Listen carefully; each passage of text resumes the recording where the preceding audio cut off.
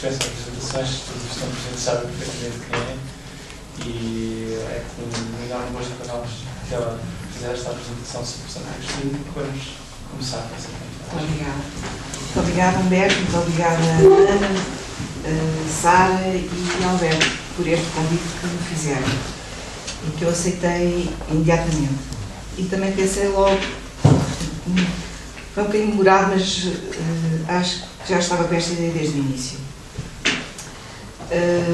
O título, creio que é se me perguntam não sei, se não perguntam sei, que é para mim um verdadeiro rapax legomenon em filosofia, um pouco como o chão transcendental em Kant.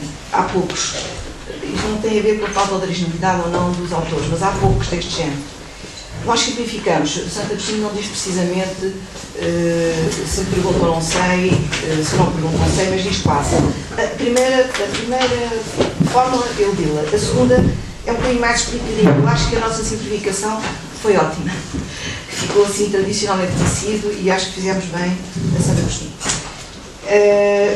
Ele diz assim, justamente no capítulo 14, secção 17, o que é então o tempo, quid est ergo tempus, cinemo ex me quaerat scio, se ninguém pergunta, sei, si quaerat explicare vel in nescio, se quiser explicar a alguém, não sei. Nessa mesma cota de 14, 17,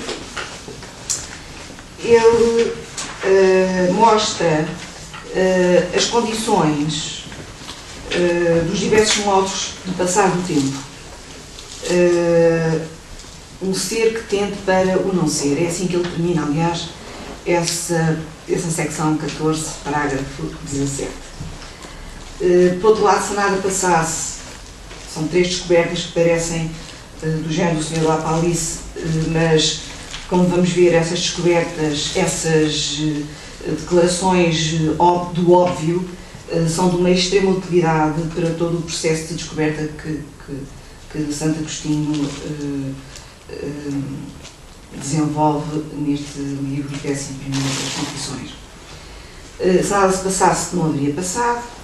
Se não houvesse acontecimento, não haveria futuro. Se nada fosse, não haveria presente. É evidente que este nada fosse parece que entra imediatamente em contradição com o tempo aparecendo como um ser que tende para o não ser. E o que nós vamos descobrir mais à frente é que a oposição entre ser e não ser deixa de ter sentido quando se fala do tempo. Isso é uma grande descoberta de Santo Agostinho, para mim. Digamos, estas três determinações vão receber aquilo que eu chamo de tratos de Pelé por assim adiante. E vamos para trás, não para a primeira secção, mas para a terceira secção, ao capítulo, se calhar, eu não sei como é que disse, para mim é indiferente, capítulo 3º, 5ª secção, onde ele situa de maneira muito precisa esta investigação sobre o tempo. E essa indicação do quadro onde se situa a sua interpretação sobre o tempo tem a ver com o princípio do Gênesis e imediatamente ele lembra a responsabilidade de Moisés nessa escrita do Gênesis e imediatamente nós percebemos que Santo Agostinho tem em relação a si próprio e àquilo que procura umas expectativas desmesuradas. Há uma espécie de quase insensatez, há uma inventiva. Este início é suntuoso nesse sentido. Primeiro, clara, coisa que todos nós sabemos, que Moisés não pode estar ali ao lado dele. Mas, por outro lado, se ele estivesse aqui ao meu lado, eu interrogava-o, conjurava-o em teu nome. A tradução francesa põe sempre em vosso nome, no latim é sempre tu, é sempre o tratamento da segunda, do singular. pedir-lhe para ele me desvendar este mistério, etc, etc. Se ele falasse em hebreu, era inútil. Para mim, as palavras dele tocariam no meu ouvido e nada aconteceria. Se ele falasse em latim, eu perceberia o que é que ele queria dizer. Mas como é que eu saberia se ele estava a dizer a verdade? E mesmo que eu soubesse, como é que eu saberia, se eu soubesse a verdade, como é que eu sabia que era dela que ele estava a falar? Não é a relação a ele que interessa, não é a relação com Moisés que sustenta a própria da verdade, é a relação com ele próprio, com o íntimo dele, que como nós temos no Dema Visto, aparece desdobrado sobre a figura do mestre, e nessa altura ele faz esta declaração verdadeiramente inventiva, nós podemos dizer lapidar, no sentido muito comum, é que a verdade não é nem hebraica, nem grega, nem latina, nem bárbara. Esta espécie de independência que a verdade tem das línguas humanas particulares, não pondo nenhuma delas em causa, é quase uma variação do dia de Pentecostes, para mim. Então, há neste início, há essa desmedida, esse excesso, que depois se traduz num pedido que Santo Agostinho faz a Deus, de lhe permitir que ele compreenda o que ninguém compreende. Esse caráter excessivo do Tito Santo Agostinho, no meu entender, vai ser inteiramente correspondido pelo excesso da resposta que ele encontra. Se não se importa, eu estou a seguir e vou seguir o texto na sua sequência, apesar de ter começado pelo ponto nevrálgico do capítulo 14, secção 17. No quarto capítulo,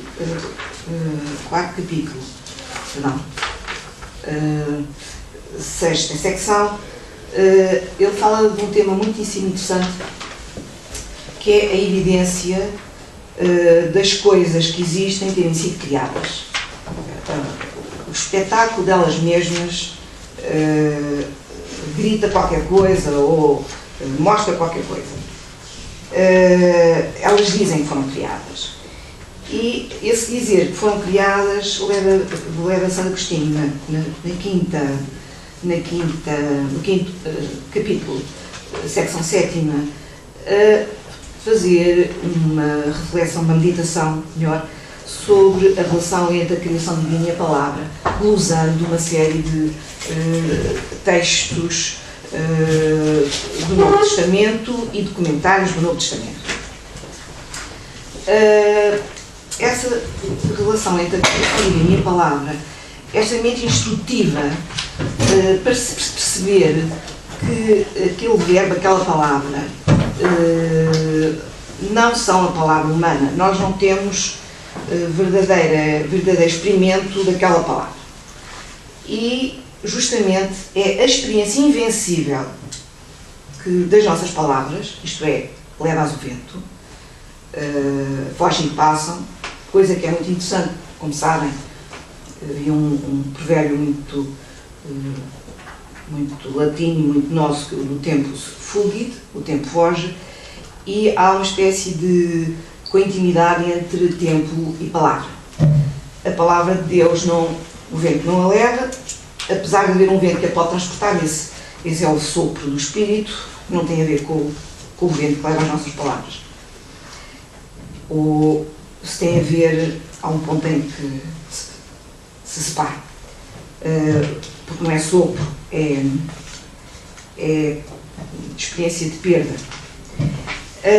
No capítulo seguinte, 7º, secção 8ª, na sequência da relação entre a criação divina e a palavra e desta experiência invencível das nossas palavras serem levadas, ele prolonga essa oposição numa outra, que é a simultaneidade que cabe ao verbo coeterno a Deus e que se opõe à sucessividade da palavra, que se solta de nós e que muda com o tempo. O tempo, ele é mesmo apresentado como mudança.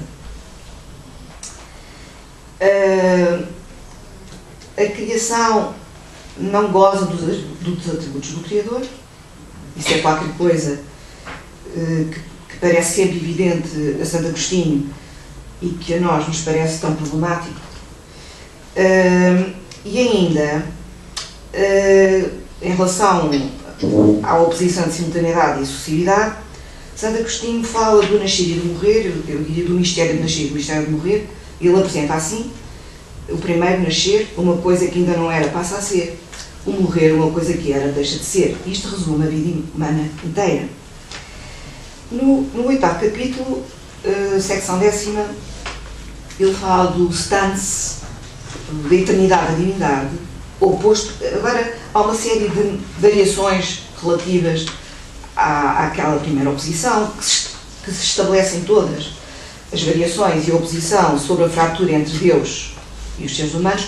Fratura não é uma invenção do cristianismo, como é óbvio, nem do judaísmo, nem da cultura grega. É uma fratura que é difícil de encontrar, pelo menos desta primeira cultura da qual nós temos escritos, a cultura caldaica, em particular a epopeia do Gilgamesh. Essa fratura é um dado da experiência humana.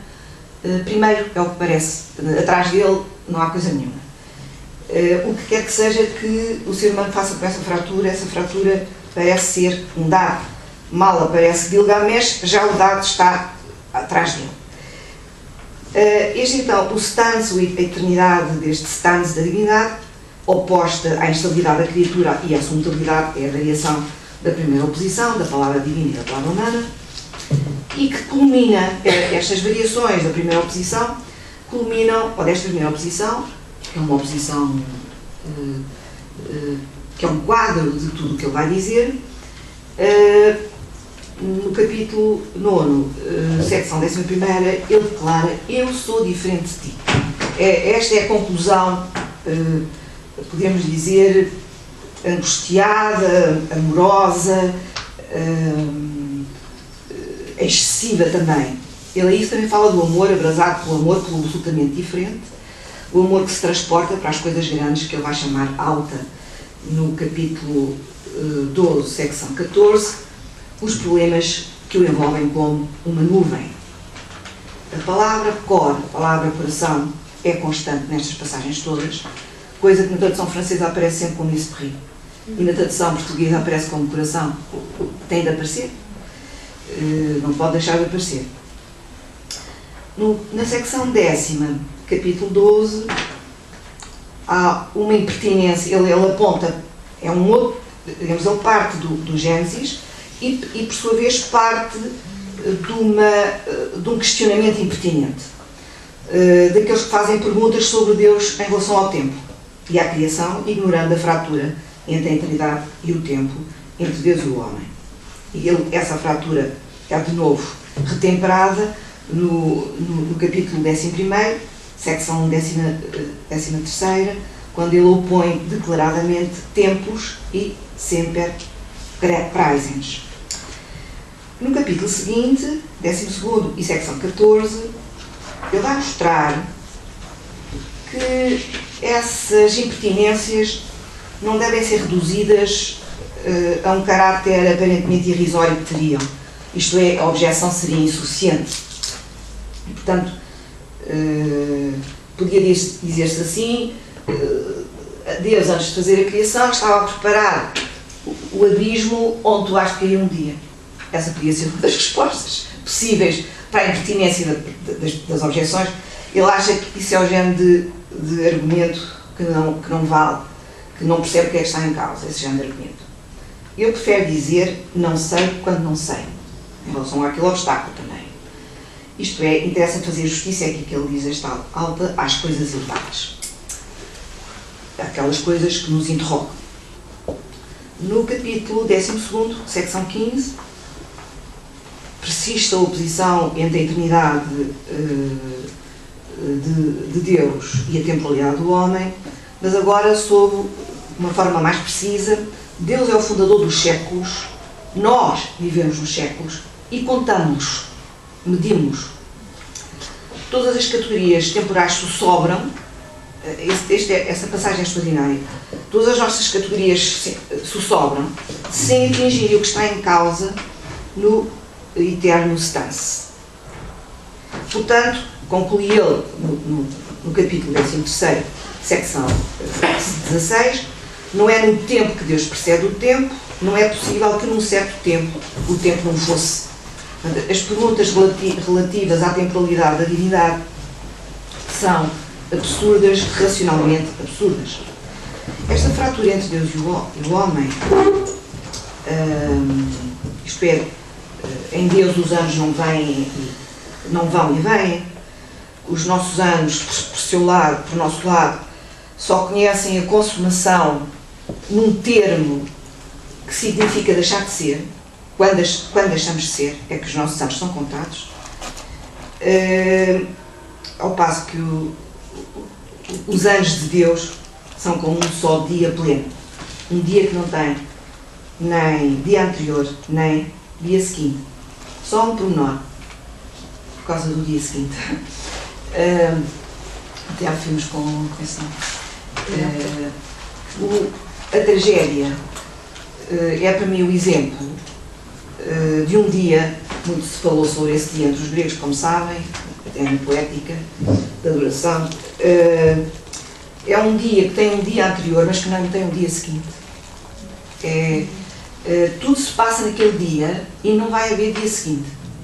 Para aquilo que se passou no dia anterior, só há aquele dia. O dia a seguir àquele já não tem consequências para o que se passou naquele dia.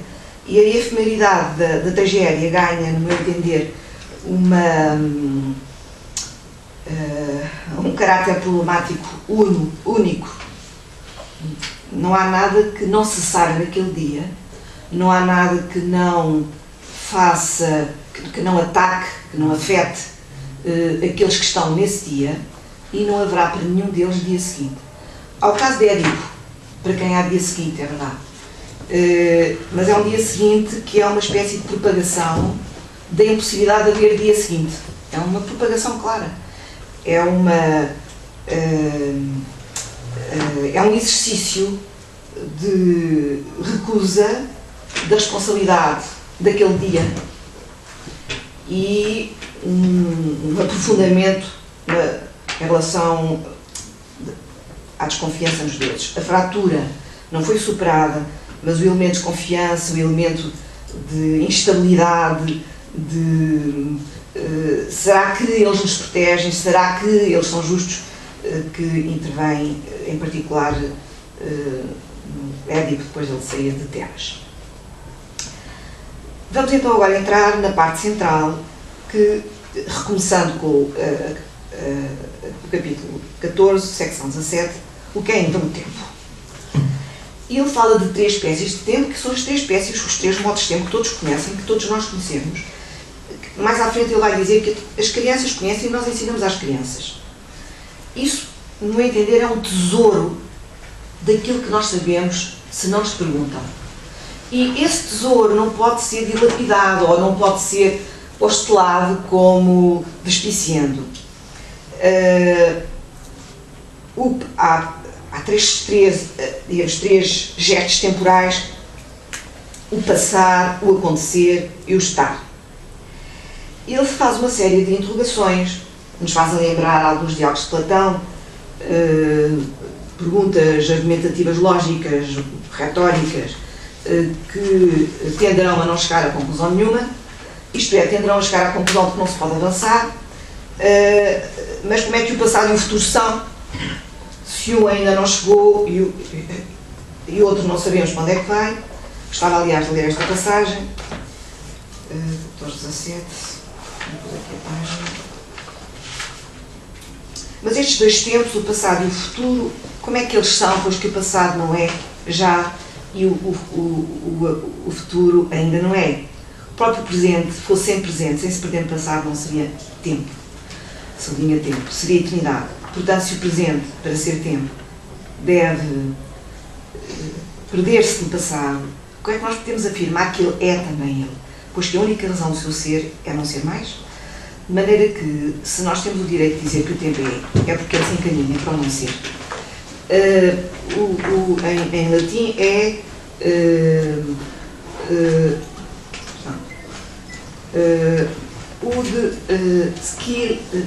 scilicet non vera dicamus tempus esse, nisi quia tendit non esse, senão aquilo que tende para o não ser, que se encaminha para o não ser. Eu tenho a ideia de que é esta tese que vai ser inteiramente posta em causa. Esta oposição entre o ser e não ser em relação ao tempo, pela solução que Santo Agostinho vai encontrar através de dois modos. Nunca deixar de dar atenção àquilo que se sabe se não nos perguntam. Nunca deixar de dar atenção a isso. Nunca pôr de lado.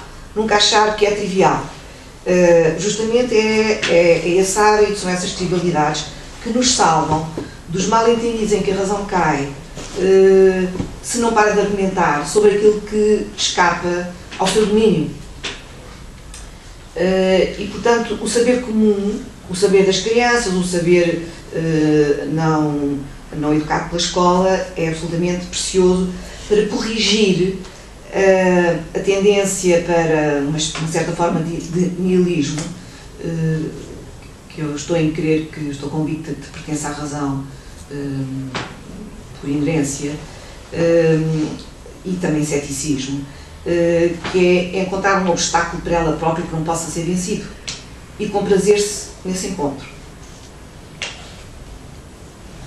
Então, no capítulo 15, parágrafo 18, ele diz, continua, para mim são os efeitos do que se sabe se não nos perguntam, a mostrar a sua versatilidade. Por exemplo, é muito constante, mas a partir de certa altura esquecemos dela. É constante, não é só neste texto, é constante em muitos textos de Santo Agostinho, a consciência angustiada do escorrer do tempo, de estar sempre a perder, da vida a ser engolida, e não se saber para onde é que vai a nossa vida, quando estamos a viver.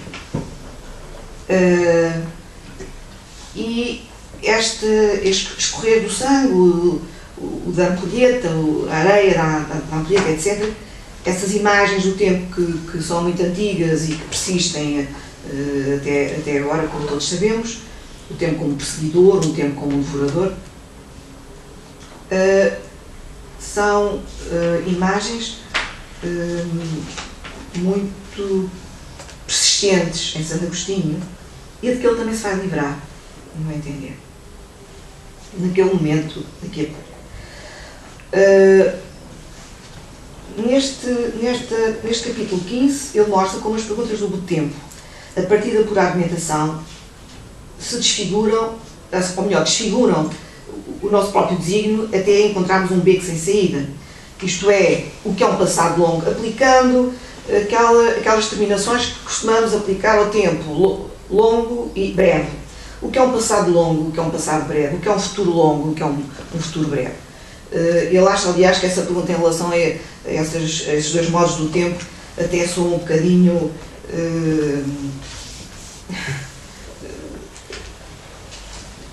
impossíveis de fazer, parecem jogos inúteis. Mas em relação ao tempo, ficamos pelo tempo. O que será o tempo? Presente, perdão. Restringamos ao presente. O que será um tempo longo? Serão muitos anos? Serão muitos meses? Serão muitas horas? Mas cada ano é analisável naquilo que eles chamam de partículas fugitivas.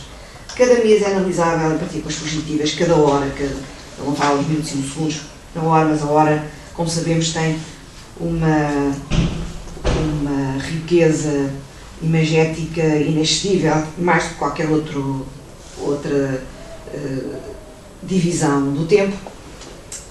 Nós percebemos que, quando começamos a perguntar pelo tempo presente, pelo longo tempo presente, chegando às horas, verificamos que tudo se esvai e que tudo se está a tornar em passado. Tudo está a correr não sei para onde.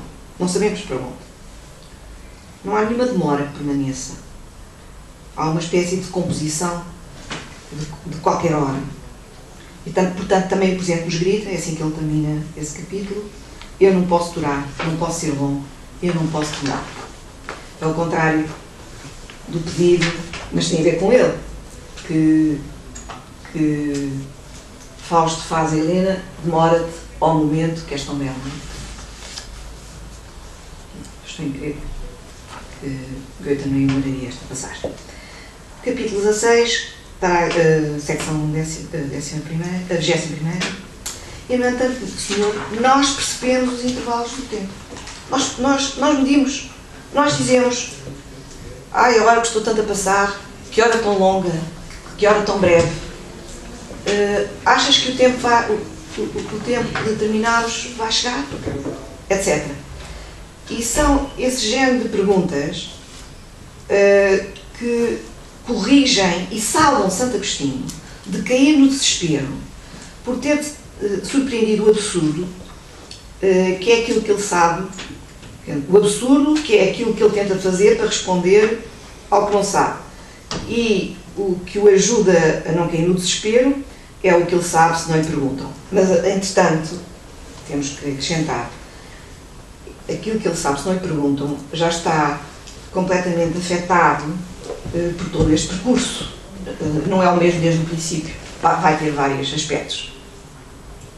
O balbuciar e vemos neste capítulo uma espécie de balbucio de uma compreensão do tempo como afecção.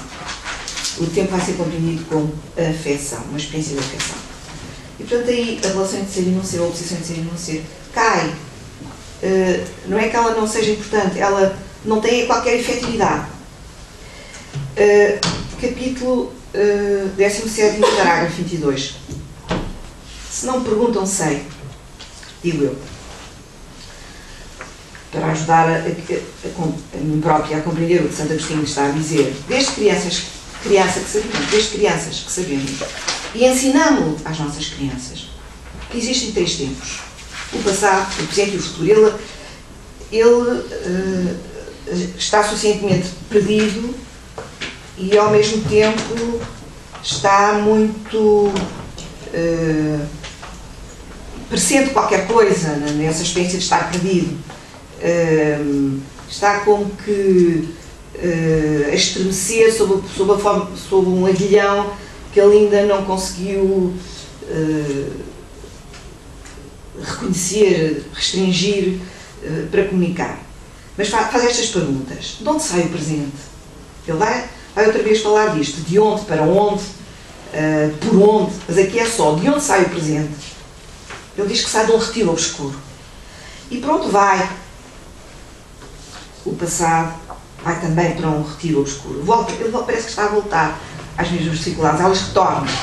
Mas, de novo, e correspondentemente à diferenciação que, se não perguntam, sei, está a sofrer, estas perguntas também sofrem alterações. O passado que já não é, o futuro que ainda não é. Será que o que não é mensurável? Como é que nós medimos aquilo que não é? Enquanto passa o tempo, pode ser experimentado à medida, mas, uma vez passado, não é mensurável, depois não é. Como sair deste imbróglio? E a nossa imaginação? E a nossa memória? As nossas imagens. São as nossas imagens, são as imagens em Santo Agostinho que vão, no meu entender, permitir dispensar a oposição entre ser e não ser. Capítulo 18º, secção 23ª. Se existem o passado e o futuro, eu quero saber onde é que eles estão. Eu quero saber qual é o lugar em que eles estão.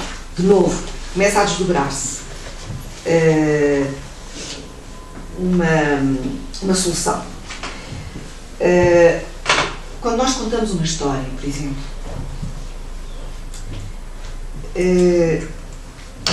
a imaginação e a memória entram em atividade e nós não nos perguntamos se o passado existe ou não. E se nós temos uma visão, uma antecipação do nascer do sol na aurora, nós também não dizemos que estamos a ser vítimas de uma ilusão. o futuro tem uma existência, como o passado tem uma existência, mas essa existência não é a existência de uma coisa, não é uma substância, não é uma coisa, em termos modernos, não é um objeto. O tempo não é um objeto para um sujeito. Capítulo 18º, agora secção 14ª.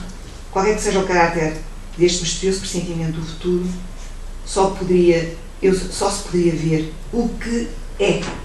Só pode ver aquilo que nós vemos antecipando, só podemos ver no que é. Esta acentuação é fundamental. O que nos está escondido e é pressentido é o no presente com o presente. Como presente. Aurora e o nascer do sol, este exemplo, aliás, este exemplo na secção 24, na 23 é da história que se conta. A antecipação não é igual a ver as coisas presentes.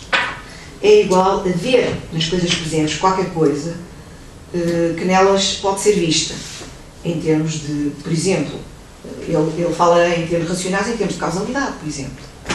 Mas nós podemos falar em termos de antecipação amorosa ou outra coisa qualquer, ou religiosa.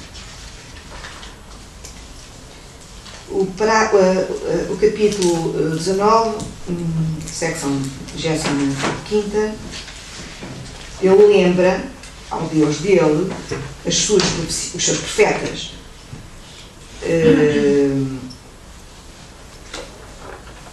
e as suas profecias, e nas profecias não é que esteja o princípio da causalidade a agir, mas está a agir uma relação entre qualquer coisa que se vê no presente e a partir dele, que pode ser comunicado, mas que não pode ser apontado.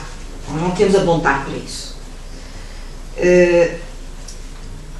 Nem o futuro, nem o presente têm consciência própria. Nem o futuro, nem o passado têm consciência própria, segundo ele, se interpreto, é o presente que promove a consistência do passado e do futuro. Isto faz muito lembrar o que Benjamin diz no livro das passagens, que é o presente que polariza a história em passado e presente. Não fala de futuro. Os judeus não devem falar de futuro, apesar de haver muitos cartonantes entre os judeus, por isso é, como é que se chama? É fruta da época. Quer dizer, quem não pode falar do futuro arranja cartonantes, seguramente, e outras coisas. Mas na verdade essa polarização do presente é muito interessante. A comparação com Santo Agostinho, só que Santo Agostinho faz duas polarizações. É a polarização passado-presente e a polarização futuro-presente. Capítulo 20º, parágrafo 16º. Nem o futuro nem o passado são, mas nós falamos de três espécies de tempo. Ele volta ao problema. Eles não são. Mas nós falamos, não porque eles sejam coisas, mas às vezes damos as imagens das coisas. Faz muito lembrar o exercício terapêutico de Wittgenstein. Muito, muito, muito. As imagens enfeitiçam-nos, as nossas imagens do tempo, e por isso entramos em becos racionais, racionalistas, sem saída. Mas nós falamos de espécies de tempo. São modos anímicos, disposições, ações anímicas. E é sob a forma de verbos que ele apresenta, aliás. E fala do presente das coisas passadas, que se circunscreve à recordação e se estabelece na memória. O presente das coisas presentes, que se circunscreve à intuição, ao intuir, na visão, quer dizer, que se manifesta no intuir e se circunscreve na visão direta. E o presente das coisas futuras, que se opera pelo ato de esperar, de atender e se estabiliza como expectativa. Ele diz assim: nós falamos do passado, do presente e do futuro como se eles fossem, no fundo, como se fossem coisas. Falamos sem ter chegado a esta descoberta de que são expressões de uma afecção. A afecção é o que vem ter connosco todos os dias. E é essa afecção que faz disparar estas polaridades. Passado, presente, futuro presente. Ele diz que não lhe cabe a ele nem resistir, nem repreender, nem corrigir o modo habitual de falar. É extraordinário. Não se pode dispensar. Mas as imagens que estão habitualmente agarradas a esses modos e que foram esclarecidas e suspensas permitem-nos compreender melhor aquilo que era um enigma para Santo Agostinho e para nós. Mas ele volta a perguntar, ele não larga o osso como o Raman. O capítulo 21º, secção 27ª, mas como dir o que não é? E o presente não tem extensão, não tem demora, mora, a palavra que ele diz em latim, e que não pertence ao latim clássico. Renovam-se as dificuldades e regressam-se ao tesouro do que se sabe, se não nos fazem perguntas. Acrescido de termos sido surpreendidos pelos efeitos que as perguntas sobre o tempo provocaram. Onde é? De onde? Lá? Por onde? O para onde? E um bocadinho mais à frente ele diz, na secção 28ª do capítulo 22, as coisas mais familiares são as mais obscuras, são as mais escondidas, misteriosas. Nós falamos do tempo e ainda de tempo e voltamos a falar. E falamos dos tempos e voltamos a falar dos tempos. Eu pus aqui os bons exemplos que ele dá. Acho que gostava de vos ler.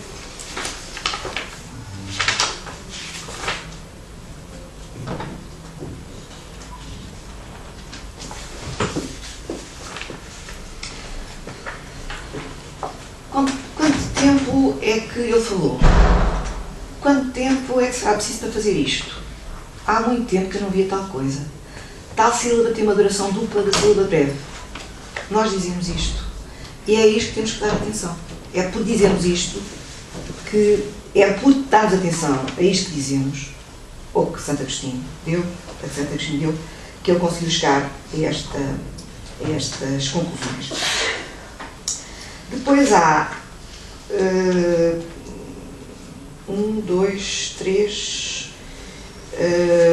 3 capítulos a que eu vou referir muito brevemente, porque são capítulos de contestação da tese antiga de que o tempo seja o número do movimento. Ele considera que o movimento não mede o tempo, é o tempo que mede o movimento. O tempo que é para nós medido não é movimento, e nós, portanto, medimos o movimento como repouso.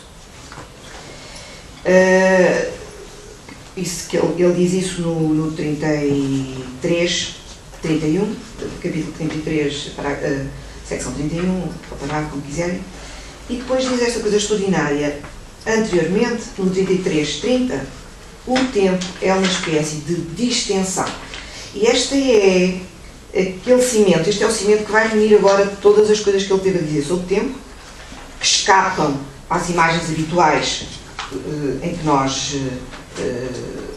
tendemos a encarcerar a experiência do tempo, e que vai ser desenvolvido no capítulo 26, parágrafo 33, ou secção 33.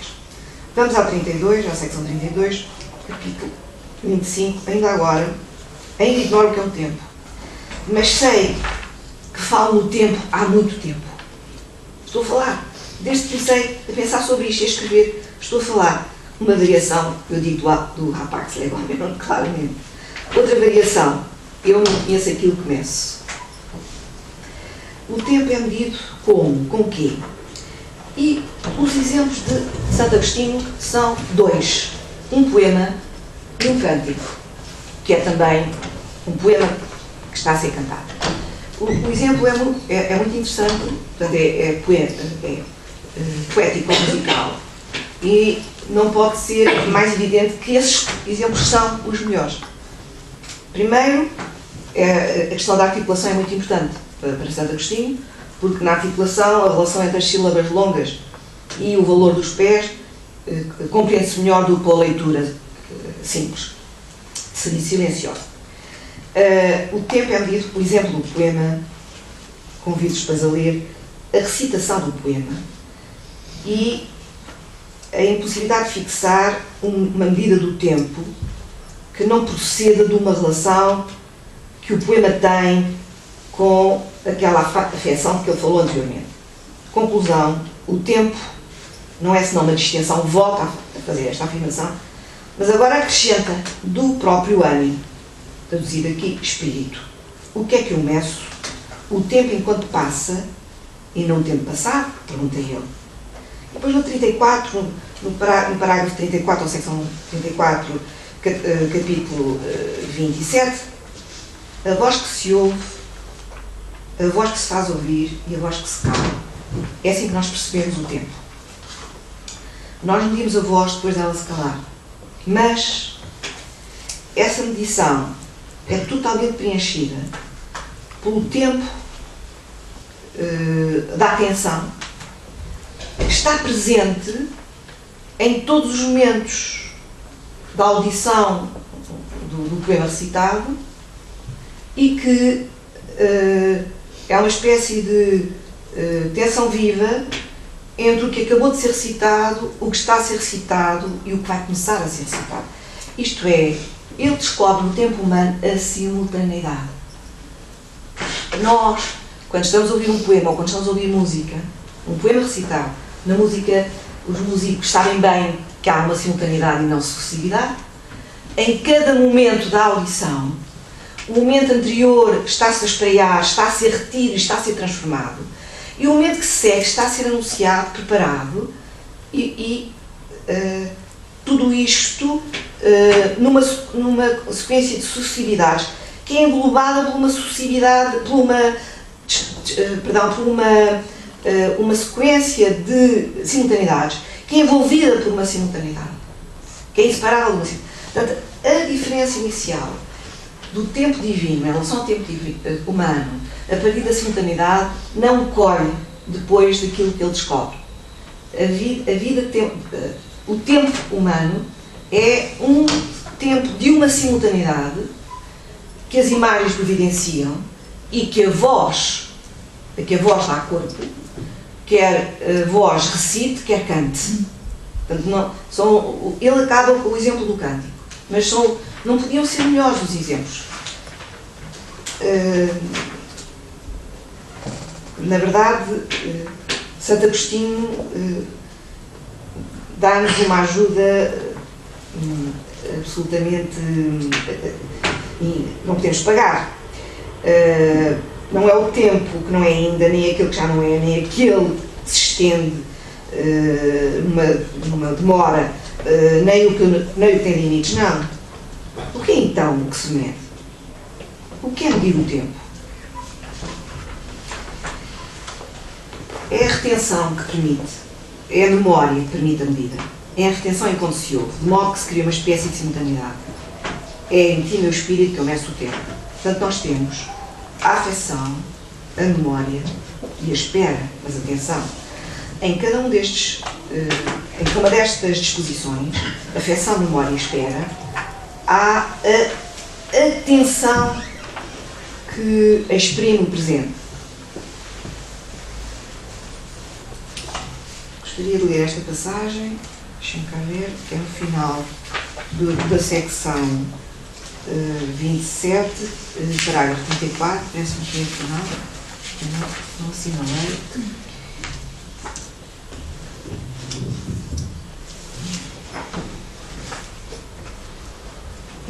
Não é essa que eu queria ler. É mais para adiante. Não te contradigas. É em ti, meu espírito, daí a 36, 27, 36. Não te contradigas, meu espírito, meu ânimo, que eu meço ao tempo. Não me contradigas. Não te contradigas a ti próprio, no fluir tumultuoso das tuas impressões. É em ti que eu meço o tempo. A afecção que deixa em ti as coisas que passam subsiste quando elas passaram. É ela que mede, e reparem bem, a afecção, ele diz que a memória que é o centro, mas na verdade é uma tensão entre a atenção e a memória, que nunca é diminuída, senão cessa a nossa experiência de simultaneidade. Há uma... Agora a pensar e de repente foi-se embora. Num exemplo, de um outro autor, que tem a ver com esta simultaneidade, bem, há muitos exemplos. Há um exemplo, não era isso que me estava a lembrar, mas não podia ser mais íntimo do que está aqui a ser dito, que é a concepção de Hermann Broch acerca do espaço. A concepção de Hermann Broch acerca do espaço é, no entender, uma variação desta de Santo Agostinho acerca do tempo. Hermann Broch considera que o tempo as imagens que ele nos dá do tempo são duas: as da linha comum, clássica, e as do devorador, do perseguidor, clássico desde o início, desde Cronos até Baudelaire e até agora, Herbert Welder. E ele não tem outras imagens do tempo, só tem essas duas. Portanto, o tempo é o nosso perseguidor.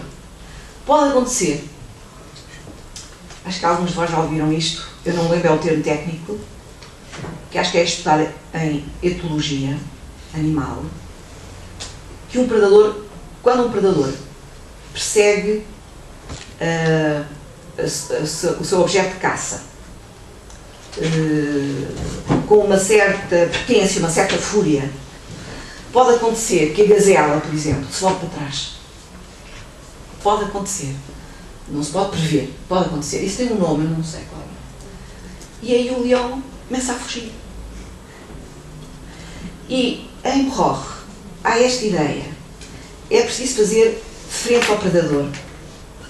Surpreendê-lo. E essa surpresa chama-se espaço. Chama-se simultaneidade. A forma limite é a comunidade humana. A forma limite é a comunidade humana como finalmente reunida. Mas, como nós não temos notícias dessa forma de simultaneidade, há outras à nossa beira. Um axioma da matemática, abrir a cova para enterrar um morto, fazer pão, escrever um poema, uma peça musical, são tudo formas de simultaneidade para ele, são tudo formas espaciais, de romper, de fazer frente ao predador. Eu não tinha pensado na relação disso com Santo Agostinho, mas agora ela vem-me à ideia. Mas é uma imagem que me tinha ocorrido, não era isto, me tinha ocorrido uma imagem que já se foi, pode ser que volte. O exemplo final, então, a consistência das disposições atos, das disposições em ato, expectar, lembrar-se e tender para, ter atenção a.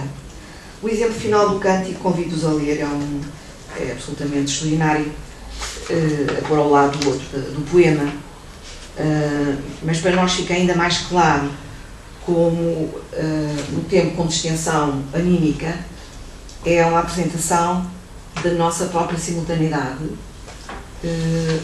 à custa de disposições imaginativas ou disposições que produzem imagens, se quiserem.